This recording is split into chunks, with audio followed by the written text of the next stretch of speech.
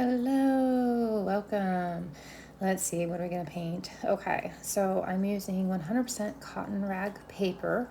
I'm using a inexpensive mop brush. This is kind of rough paper, so I'm using a less expensive brush right now to kind of just smear on this ultramarine colorish, bluish color.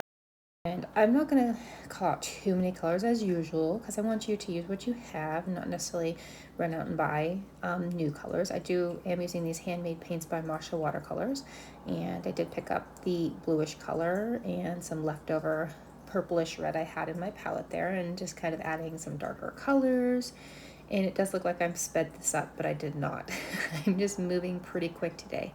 I'm kind of treating this as a quick and loose. I did cut out some of the extra steps just to save some time on this tutorial, this demonstration. I'm using some colors I have left over my palette. I'm thinking about how I want to do this. Again, this paper is pretty textured, so that's why you see me kind of rubbing pretty hard on some of these. And I'm adding a lot of extra water so that the water will sink into that rough texture of paper. And I'm just playing with all the colors I have here. I don't know why I grabbed that purple. I think I thought it was a little more blue than it was. And I forgot that it was pretty darn purple, and I decided I did not want to mix my purple with my green, so I'm just grabbing some, what am I grabbing over there? I think there's some burnt sienna, and I'm mixing that in some blue. If you don't play around with mixing burnt siennas and greens, it's pretty fun. And some blues and greens and burnt siennas. Kind of just mix them all together until I get some sort of muddy green that I like. And I do like about this paper that grabbed some more greens there, and I do like about this paper that the bleeds really start to crawl up. Do you see how those are moving at the horizon, the green horizon line into the sky? They really kind of take their time and crawl, and it's kind of a slow crawl, quite honestly. It grows over time, and sometimes you'll be like, whoa, what the heck happened? And sometimes, depending on your paper, if you're using 100% paper like Arch or Bowl Home, you're gonna have a different experience. But since I'm using this, really rustic handmade paper, I'm letting it do a lot of fun stuff. And so I like to add some darks down my foreground, and I did drop some yellows in the green. I just use a lot of colors in the foreground, in the grass, in the field, in the meadow, whatever you want to call it. I do like to sprinkle some oranges, sometimes some pinks or reds in my foreground. Totally up to you what colors you use. Just keep it nice and loose. And already we have this foreground in the sky. I'm just going to sprinkle a little bit more, and then I'm going to dry so that we can move on to kind of the main event. Although wait, I'm going to add some more darks here in a minute. I decided that I wanted a little more dark in my foreground. I want the ochre. Oopsie, see what I did there? So now what I'm going to do is take a wet brush, very wet, I'm going to take a wet brush, but I'm going to dry it off, and I'm just going to drop a little more blue in there, and then I decided to do a little bit more because it kind of looked like looming storm clouds, and I kind of like that. So I went with it. Make your mistakes work for you. And if you didn't make a mistake, you don't have to do this part. But my paper was still wet, so I thought, you know what, why not? I'll add a little bit more blue in the sky, blue gray. Gonna grab that. That's called, what is that? That's peach. And I've used that for my florals in my foreground and just splatter that in. It's a really pretty color. And it's kind of potent, so it should kind of spread and bleed in the foreground. And oopsie, I did grab that purple again. I'm using that as my dark and just kind of drop it in my foreground in different spots and just play with it. You can use, again, whatever colors make you happy, whatever you have in your palette, whatever you have left over. It doesn't have to be anything that I'm using. Now I'm just dropping in some more suggestive trees on the horizon, letting them bleed, letting them do a thing or two, maybe shrubs, weeds, whatever they are, I'm going to let them be. I am using my travel brushes because I had gone out today and painted plein air, and I had to wash them anyway. So that's why I'm using these brushes right now. I do love them though. If you need a travel brush, these are my favorite, and they're super affordable. They're around $10 to $12 a brush, and they're great. They're amazing. So now what I'm doing, I'm taking my brush on a 45-degree angle. I'm using a light green or yellowish color, something light. I'm doing the base of my tree. I do tend to paint lollipop trees, so these trees do tend to be more on the circular side. And I'm just going to keep dropping in darker and darker color and kind of build on that. So then I use a darker green, and I'm kind of dropping it all over at this point. In a little bit here, you'll see me kind of keep my darker colors more to the right in the bottom, where trees tend to be a little heavier, or darker, not heavier, but darker in color, maybe heavier looking because the light comes from one side. We're going to pretend the light comes from the leftish. That's what I tend to do out of default. I'm not super picky about where light comes from, where shadows, and all that other stuff, but I do, you'll see I do a few shadows here, so we'll see. And I do like to bring the trunk in before I'm done with the tree because I love the way the trunk and the branches kind of bleed into that bush of a tree, right? My lollipop tree. And so it gives it also some color. And once that brown kind of mixes in, I draw some extra sticks and twigs at the top and just kind of give it a little more life. But once that brown kind of settles in, you kind of can see what else you need, right? See if you need a little more dark somewhere, a little pop of light. You'll just kind of see, you'll get a feeling. Okay, so yep, I'm just gonna keep adding these little branches and making sure that I'm getting enough dark in there.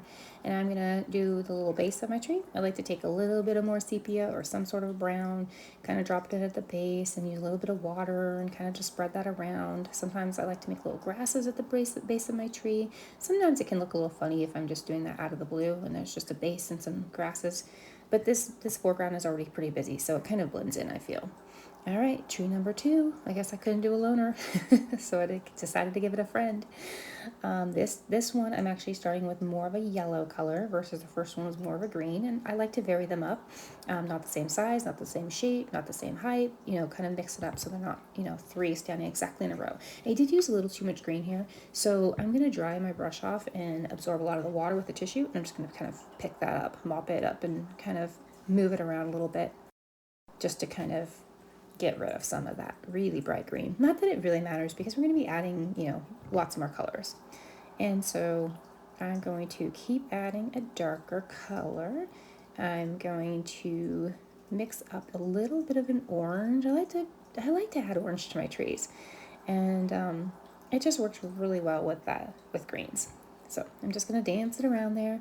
I'm not doing anything in particular. I am just making sure that I kind of move it around. And I'm leaving light, and I'm leaving dark, and I'm leaving, all those in-betweens. And so now we're going to make a short little stubby trunk on this one. And of course some branches going up, and I like to leave little white spaces so I can peek the branches through. These are really small, so it doesn't always work in the best way, but I'm trying. This Tintoretto has a really, really nice tip, and so I am able to get these fine lines without switching to a liner or a script or something like that. I really can't say enough about these brushes. I really, really do love them. I love both the travel and the full size, or the regular size. So I'm dropping in some more sepia just around the tree itself. I did lose those white spaces that I really liked, so if you don't want to lose those, be a little more mindful than I am, or I was. I wish that I'd left those because I really, really appreciated those. But hey, you learn and you don't do it next time, right? And you also learn from me, especially if you watch this before you paint. I kind of paint along as I go, so yeah. And so this one I am adding the shadow right now because I felt like, why not? I was already working on the base of the tree where the little grasses are, and I thought the shadow, then I'm gonna add this shadow. And I'm just 45-degree angle with the brush, and I'm kind of dry brushing it more or less. And then I'm taking some water and kind of spreading it out and kind of just easing it. And I'm not being perfect. I'm not making a trunk shadow. I'm not, trying to do the perfect shadow. I'm just suggesting this shadow. Just a suggestion. So you know it's there. You know it gets a little bit darker under the tree, which makes sense. And then I decide it's gotta be the three amigos. So here we are with the third tree. I'm trying to do a slightly more triangular shape. I probably end up more with a lollipop once again because that's just how I seem to go with this. This one I actually used more of a yellow-orange base. So I did, again, try to make these 3 trees a little bit different in shapes, in color, and in, I wouldn't say size so much, but I tried to vary them up as much as I could to just give them, little slight differences so you're not looking at 3 of the exact same things. And I layered those colors. I did that orangey yellow you saw. I dropped in some green. I took my trunk sepia color, brown color, and I'm just bringing that brown throughout the tree and little sticks and twigs, just trying to break it up. Again, I'm not going for details. I'm going for suggestive, right? I'm just showing you. I'm going to add some more dark on there. I think I added a little too much, so I'm going to take some of that out. Whoopsie. But that's okay. It's not going to, make or break. You're still going to know it's a tree. So I'm just going to smear that around a little bit. I do think it's nice to add the darks, and I'll keep adding. If the trees are still wet, I keep adding to them. If they're not, then I leave them alone. But I'm going to add one more shadow to the bottom of this one, and we'll almost be done. And I want you to keep these loose, and if this way doesn't work for you, take what does work for you, right? Leave the rest. Add what you like. Don't add what you like. Take away. I'm just thinking like, what should I add? Should I add some grasses in the foreground? And I decide to go for it, but I switch brushes. I'm going to use, what do I use on this? I forget. I think I use my liner of some sort, script liner. I've been using my script liner a lot. So a script liner versus a regular liner tends to have just more of a little bit of a belly to it. And this silver brush does have a little bit of more of a belly than some plain liners. And I'm just, again, suggesting grasses. I'm not going to draw each grass blade. I'm not going to be particular about it. I'm just going to give the suggestions, the illusion, that maybe there's some grasses up front. And that's it. Just suggesting it. Just letting people know that maybe there are. It doesn't have to be. If you don't like them, leave it without. If you want to add more, some more splatters for some, more vibrant flowers, absolutely do so. If you want to add some birds, I'm going to add some birds. You're welcome to. If you don't want to, leave them out. They don't have to be there. Your sky can be a different color. Your trees can be different colors. You can have 5 trees, 2 trees, 1 tree, no trees. You can seriously take what you like and, leave the rest. It's your painting. I want you to make it your own, right? And explore and find what excites you and what makes you curious and what makes you want to try different things. So on here, I could have used a sharp tool. I could have drawn out those drawn out those grasses with a little sharp edge. I'm trying to decide what else to add, and I'm just dropping in a little more color. If my trees are still wet, I can still do that. And sometimes this kind of handmade paper will sort of absorb the color, if you will, and so everything will be lighter as usual, but sometimes even more so with this rough paper. And yeah, I'm just going to finish up by dropping in a little bit more orange in that tree. I love using orange. If you haven't tried orange in your trees, most definitely use it. And that's it. No birds for me. I don't know what I'm doing with my brushes there. Oh, wait, no, I do add some birds. I was going to say, why did I pick up all those brushes like I was going somewhere? I don't know where I thought I was going. Just do some little V-shaped birds. I do them real light so that it's more of a suggestion. And I don't try to make them look too realistic, because not that I can't, but I just like the thought of the birds and the kind of the suggestion of them. Just like with the grass, just like with the trees. And you can do as many or as few, or you don't have to do any at all. And that's that. Thanks for joining, and I'll see you next time. Bye.